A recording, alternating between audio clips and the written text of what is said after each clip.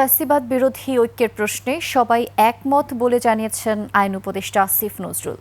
রাতে প্রধান উপদেষ্টার সাথে 4টি রাজনৈতিক দলের নেতাদেরও সাথে বৈঠক শেষে তিনি আরও বলেন, একজন আরেকজনের বিরুদ্ধে কথা বলা মানেই ফ্যাসিবাদ বিরোধী ঐক্যে ফাটল আছে এমন নয়।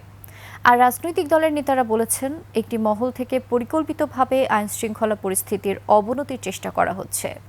মফিউর রহমানের রিপোর্ট।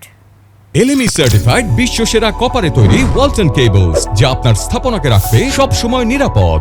উত্তরায় মাইলস্টোন স্কুলে বিমান বিধ্বস্ত হয়ে হতাহতের ঘটনা এবং এর প্রতিক্রিয়ায় সচিবালয় ও উত্তরায় বিক্ষোভের পর মঙ্গলবার রাত 9টায় রাষ্ট্রীয় অতিথি ভবন যমুনায় 4টি রাজনৈতিক দলের নেতাদের সাথে প্রধান উপদেষ্টা ড মোহাম্মদ ইউনূসের বৈঠক অংশ নেয় বিএনপি, জামাত, এনসিপি ও ইসলামী আন্দোলন বাংলাদেশের নেতারা। বৈঠক শেষে জামাত ও ইসলামী আন্দোলনের নেতারা বলেন, মতপার্থক্য থাকলেও রাজনৈতিক দলগুলো দেশের প্রশ্নে এক, ফ্যাসিবাদ যেন পুনর্বাসিত হতে না পারে এ বিষয়ে তারা সবাই একমত।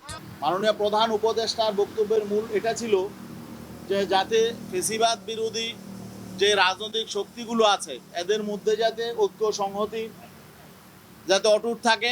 দেশের বর্তমান পরিস্থিতি নিয়ে কথা হয়েছে এবং আমরা যেটা বলেছি, কোনো একটি মহল থেকে পরিকল্পিতভাবে আইনশৃঙ্খলা পরিস্থিতি অবনতি ঘটানোর জন্য অপচেষ্টা করা হচ্ছে।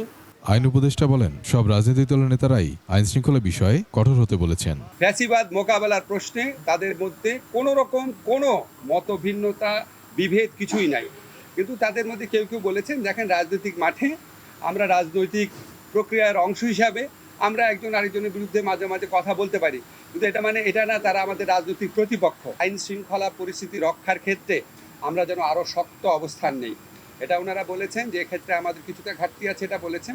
দেশের বিভিন্ন স্থানে ফ্যাসিস্টের সহযোগীরা সক্রিয় হওয়ার চেষ্টা করছে বলেও জানান তিনি। যে নিষিদ্ধ দল আছে, যে ফ্যাসিস্টদের সহযোগী আছে।